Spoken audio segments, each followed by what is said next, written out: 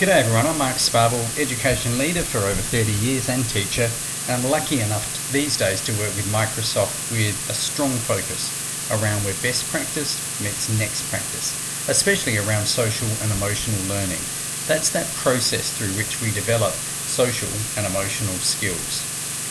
Now there's this heightened need right now for social and emotional skills to both maximise learner potential and also to reduce the negative impacts and experiences that we have when faced with complexity, challenge and stress. And there's over 3 decades of rigorous global research to back it up. So how are you feeling right now? Take a moment to respond. There's a link to a Microsoft form, aka.ms/how are you feeling. You can respond to that anytime, and I'll be sharing out the responses through my social handle @Sparble at the bottom. If we're not following one another already, why not? Follow me @Sparble, and don't forget, add #MicrosoftEDU if you're clipping out any of these screens to share them on social, and you're more than welcome to. So the link to How Are You Feeling has got on it some information about the mood meter. It's a tool designed by the Yale Center for Emotional Intelligence. It's an organizer, if you like, for helping to accurately label and plot moods. It shifts from the x-axis to the y-axis, from unpleasant emotions to pleasant emotions, low energy to high energy emotions, and it helps and supports learners to recognise, to understand and accurately label, ultimately to express their emotions. The mood meter is great, and emotion check-ins are powerful because it recognises that all emotions are valid and have a purpose.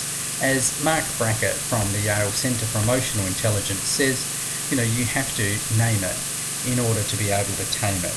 So emotional regulation isn't about denying or suppressing emotions, but recognising, understanding, labelling, expressing and ultimately regulating our emotions. So emotions are indeed the gatekeeper to how we think and learn, our cognition, our motivation, why it is we do what we do, and also where we direct our most limited resource we have, our attention. So how educators and learners feel matters greatly if we take it has an impact upon these things. A pulse in March 2020 of over 5,000 educators highlighted the anxiety, uncertainty and feelings of being out of control and overwhelmed that educators were experiencing. But new survey data actually shows a shift for the teachers to a more optimistic, more hopeful mindset as they approach 2021 that we've just conducted. And similarly, students are feeling still cautious. In 2020, they were feeling frustrated, stressed and cautious. But then as we think about 2021, we see they're less stressed, they're more optimistic. They're still cautious, but less cautious. The key is to develop in our learners a sense of control of ourselves, our emotional state, our mindset, and also our circumstances. And it's critical for learners to feel like they're seen, that they're heard, they have a sense of belonging and connectedness, and to have control. These are basic human needs. And teachers need to know about the complexities that are being faced by students as they navigate COVID. COVID ripples out like a blast zone. Teachers need to know about the complexities, the emotional state, and also what motivates students. Blah, blah, blah.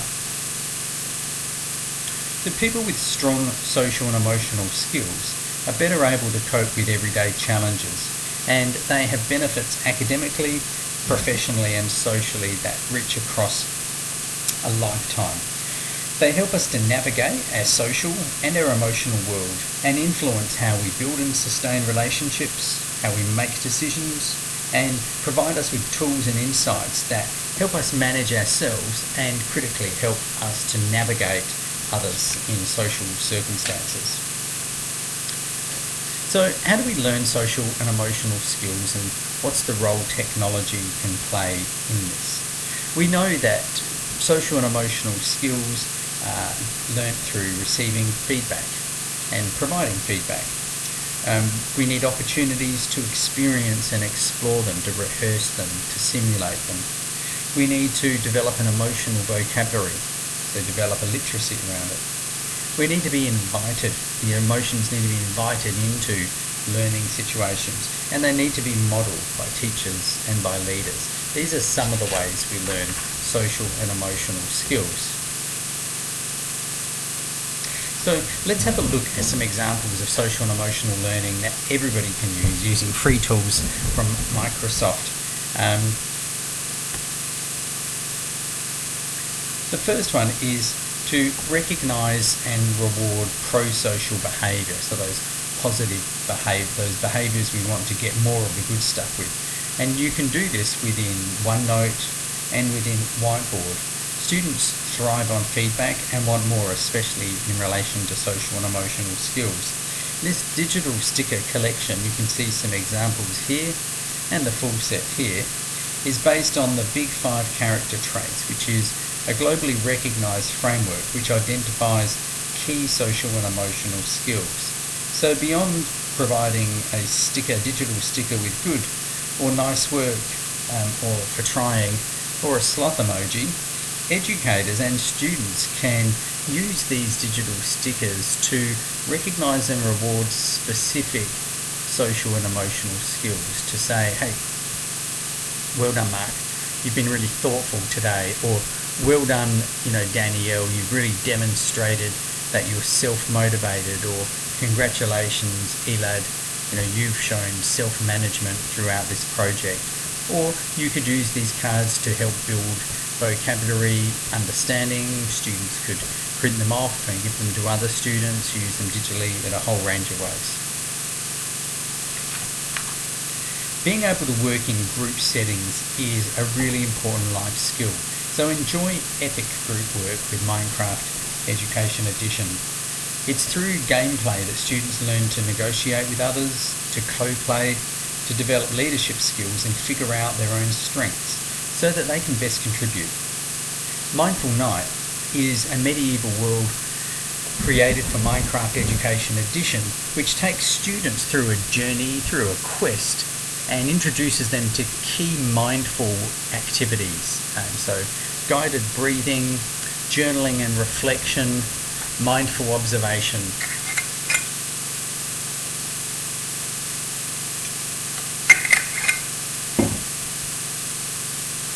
Another good example would be Inspiration Island, a floating theme world filled with creative challenges. Again, these are opportunities where students can come together and they can experience social and emotional skills. They can explore social and emotional skills. They can test out, if you like, identity waters within a safe environment.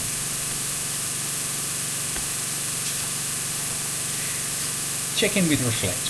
Using teams means collaboration. It's a skill of its own that requires self-regulation and self-awareness. Now, the Reflect feature in Teams helps educators to incorporate quick polling around emotional states into the daily flow of discussions, assignments, projects and more.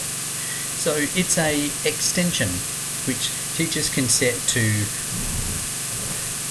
get pushed out within their team, which checks in how we're feeling. It could be at the start, how we're feeling about an assignment. It could be how do we want to feel at the end of the day or the end of the week. Or it might be when we look back, how do we feel now about the conclusion of a piece of work. So check in with Reflect answers that big question, how is a student feeling? How is my class feeling? Indeed, how is my school feeling? And we know that emotions matter. Getting social with learning, and in this case with Flipgrid video. Social learning isn't a new way of learning at all. In fact, social and collaborative learning may be the oldest form of learning for humankind. And at its essence, it's this continuous process of learning from other people, through whenever we observe, we ask questions, we share, we're engaged in social learning. And video is an incredibly powerful medium for this. And Flipgrid is the go-to, with specific social and emotional learning resources in their library. And I love this example from the Merrills. You can see their link there at the Merrills EDU. They shared a couple of examples the other day. One was using a graffiti wall where all the students received this brick wall against their Flipgrid, and they were able to contribute personal information to really personalise and to share what was important to them. Another example, that also from the Merrills, was creating a playground. Students said in our latest research that they missed other students, they missed social collisions and the energy of coming together with other learners. So in creating a open playground within the safe environment of Flipgrid, the Merrills were inviting students to engage with others in an unstructured social play-based environment. Super idea. Another quick idea is, so students can contribute 24/7. Go back, Mark. Gives them a chance to rehearse. Read aloud built in means that it's accessible. It makes learning more invitational and less instructional. Developing emotional vocabulary is easy and it's critical for students if we want them to recognise, understand, label and express. Immersive Reader is based on reading technologies used by more than 15 million people, and it's available in Word, in Outlook, in OneNote and in Teams and Edge. It's a great way to have the language of emotion read, translated, and tools like Picture Dictionary can also help students in labelling and understanding what emotions not only sound like, but what they look like. As Mark Brackett would say from Yale, it helps us to become more of an emotion detective and less of an emotion judge.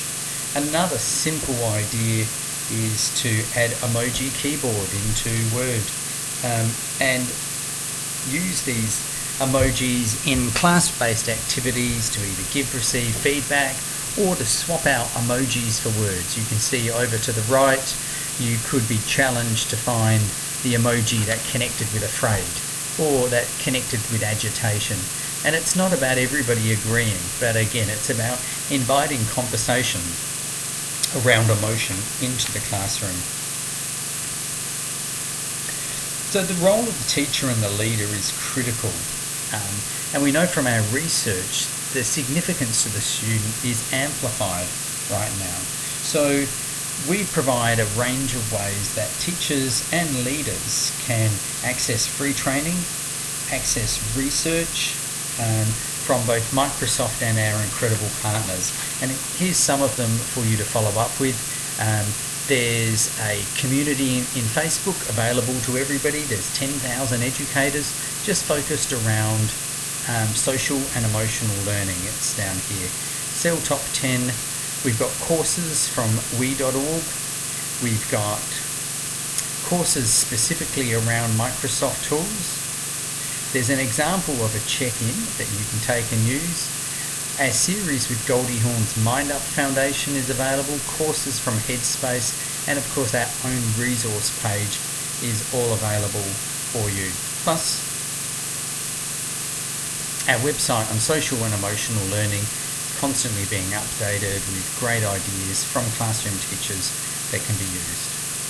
For the research, class of 2030, Motion Cognition, the Age of AI, certainly join us in the Microsoft Educator Centre to get more of the good stuff.